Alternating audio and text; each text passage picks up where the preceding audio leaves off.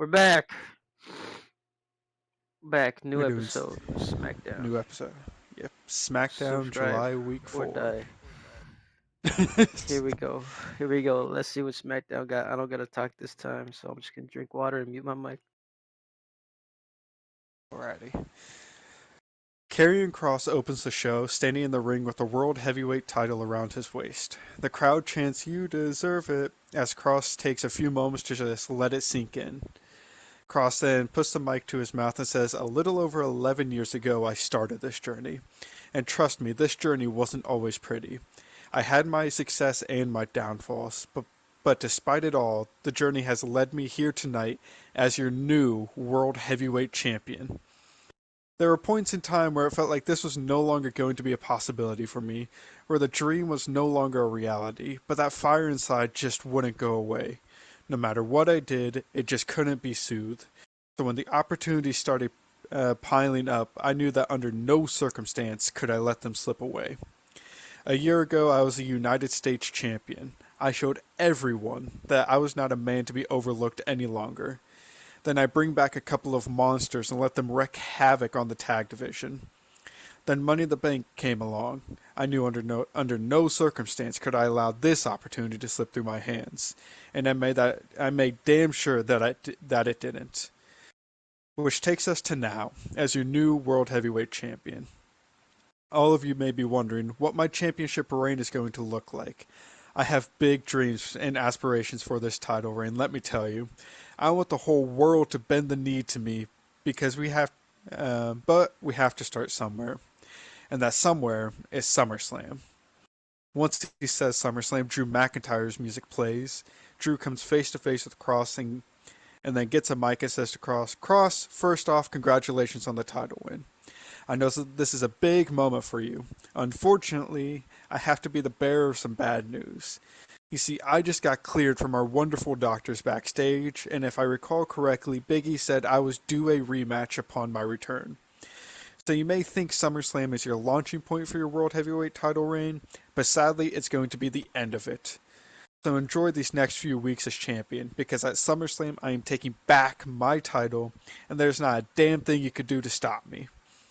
Drew then throws the mic down and leaves, and cameras cut back to Kross standing in the ring laughing with Scarlett.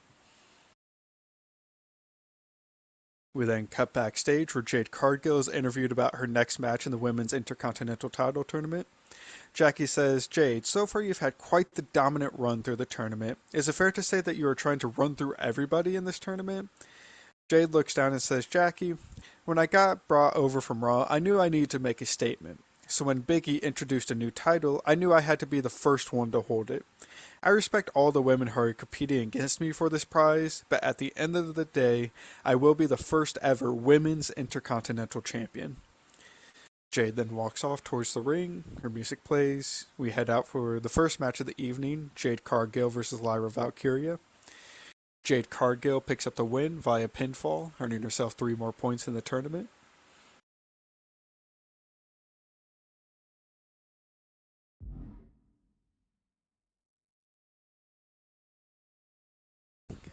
Kevin Owens is then brought into Big E's office and he says, "You can't be serious.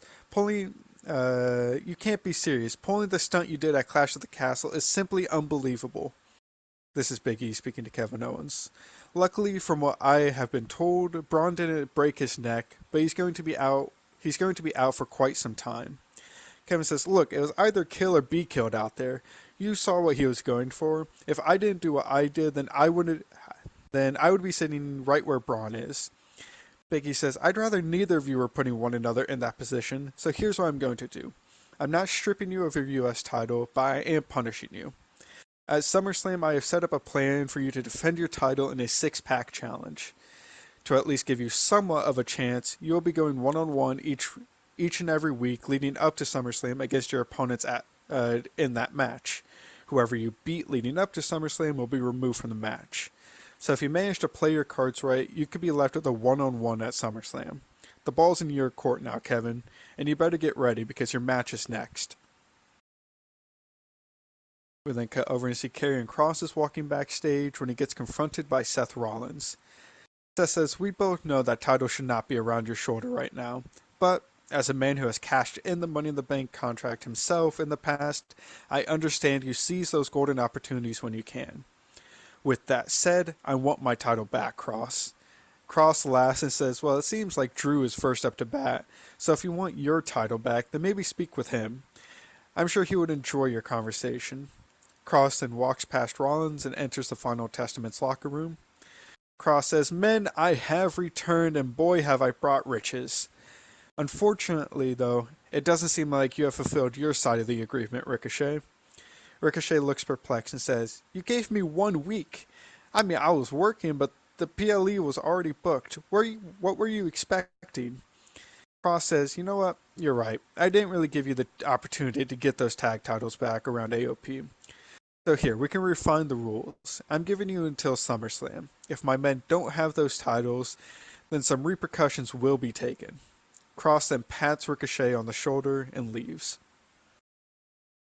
We head down to the ring. Kevin Owens versus Dominic Mysterio. Kevin Owens wins. I mean, technically, if he plays his cards right, he could have no opponents at SummerSlam. True. It's fine. um, listen, sometimes you miscount things. Anyways, AJ Styles confronts Ethan Page backstage, and Page is just so happy looking at his tag title. AJ says, Ethan, we need to speak. Look, I'm happy we're tag champs, but I was reviewing the match at Clash, and I saw you had your feet on the ropes for the pin. Ethan says, well, the referee didn't see it, and we are champions, so it doesn't matter. AJ says, well, it matters to me. That's not how I want to win these titles. So I've already spoken to Big E earlier tonight, and he's made a match in the main event. It's going to be a rematch between us and the New Day with these tag titles on the line. Ethan says, AJ, come on. You should know this as well as anybody. You have to do what you need to do to win championships. Why would you already be giving out rematches so shortly after we won the belts? He says, look, if we beat them once, we can beat them again. I just don't want this reign to be defined by cheap wins. Paige says, fine. AJ, I trust you, and you're right. We've already beaten them once. So let's just get ready to do it again. We cut over. Swerve Strickland is backstage when he gets confronted by Cody. Cody says, what was that at the end of Clash? Um, Look, I know you recently came back and you're trying to make a statement, but taking out Seth is not the path you should be taking. Thur says, look, Cody, with all due respect, I do not care. I'm making my own path here in WWE. I'm not trying to be like you. I'm not trying to be the kiss ass company guy. I want to be a star. I'm going to do whatever it takes to make people remember my name. So if you would get the hell out of my way, I have somebody waiting to get their ass kicked. Swerve shoulder checks Cody as he walks past, and Cody kind of just scrunches his face, holding back some anger. Swerve heads down to the ring. Swerve versus Chad Gable. Swerve picks up the win.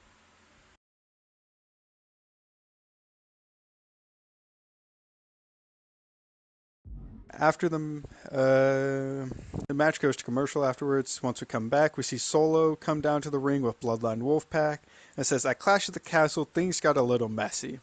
But that is what's going to happen when you're messing with me and my family. We're not here to play games, we're here to make statements.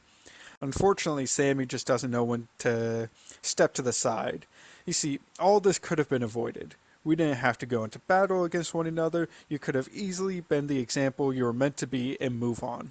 But no, you felt slighted by our attack and made it personal. Sammy and Bronson then come out. Sammy says, Solo, enough. You act like I was the one who made it personal. You attacked me. And what did you expect? Out of everyone on this roster, I'm the last one who's just going to let someone punk me out. So we went to war at Clash, but you had to get your ass saved by your family because they know as well as I do that I had that match won. Despite all the interference, Solo, I had that match won despite all the interference. Solo says, how about we get to the point here? I got a flight to catch. Sammy chuckles and says, the reason I came out here is to challenge you one more time. I want to prove to you that you're not as tough as you think. So next week, me and you, one on one more time. Phyllis says, Sammy, you really want to get your ass beat again? Fine, done. Make it official. Sammy laughs and says, good. Oh, and one more thing. I don't want any of your goons out there. Just me and you one on one. Solo looks around and says, fine, I can do that. Just promise me that Bronson isn't going to get involved either. Sammy says he'll promise not to bring Bronson if Solo doesn't bring the wolf back. Solo agrees. Charlotte is backstage and being interviewed about her match at Clash at the Castle when Becky storms onto screen and shoves Charlotte. Becky says, "Where do you get off attacking me for tending to Cora?" Charlotte says, "Well, Princess, if I remember correctly, you put your hands on me first. So how about you step back and let me address the atrocity that occurred?" Becky then says, "How about me and you handle your ego right now?" Becky goes to attack Charlotte, but security is quick to rush in and pulls Becky back. Charlotte then walks away as Becky yells at her. We head back out to the ring. Zarya versus Sol Ruka, another match in the women's Intercontinental title tournament. Sol Ruka picks up the win via pinfall, earning herself 3 points.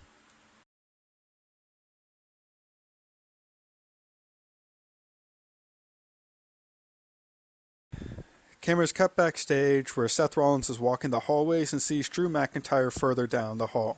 He pauses for a moment before Drew turns and they see one another. Drew then storms down the hallway towards Seth, and Seth quickly starts trying to calm Drew down. Drew gets face to face with Seth and says, "Look, you took my title, you took away a month of my career. You better speak clearly and quickly because it's taking everything within me not to rip your head clear off your body right now." Seth says, "Look, I understand our history isn't necessarily the cleanest, but I have a favor to ask." Drew laughs and says, "Seth, I don't want to hear it. The answer is no, no matter what. You are to blame for who I am today. I understand you lost your title, but Biggie promised me a rematch when I got healthy. And guess what? I got the all good from my doctor today. So at SummerSlam, I will be taking my title back that you tried to end my career over. And Seth, when I win, I hope you're still eager to face me because our story is long from over." And Drew just storms off. Cora then comes down to the ring with a slight limp and says, "At Clash, I was able to overcome Charlotte Flair and retain my women's championship.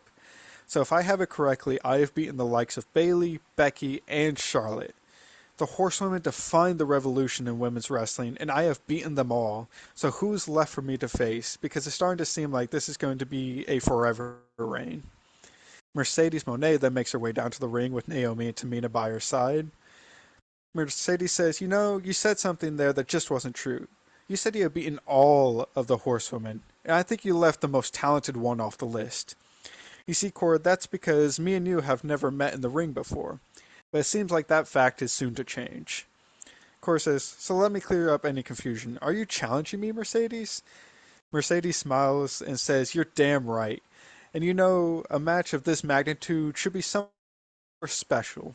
So I was thinking we will see who's better at the bright lights of SummerSlam. Cora laughs and says, my knee is a bit tweaked right now, but if you want to complete the beaten horsewoman list, then SummerSlam sounds like the perfect place." Segment ends, cut to commercial. We come back. Phenomenal Egos and New Day make their entrances for the main event for the SmackDown Tag Team Championship. Um, Towards the end of the match, we see AJ is on the apron and Woods is lying down in the ring. Ethan has just taken out Kofi on the outside and is heading back towards his corner. Uh, is heading back towards his corner via going around the ring. Back in the ring, AJ springboards off the ropes and nails Woods with a 450 splash. AJ goes for the cover. As he goes for the cover, Ethan Page has gotten around to his side of the ring and ducks down whilst holding on to Woods' feet. AJ then gets the count of three with the help of Page. Page slides back in and celebrates the win with AJ as Woods is arguing with the referee. Phenomenal Egos retain, but not without the help of some cheating.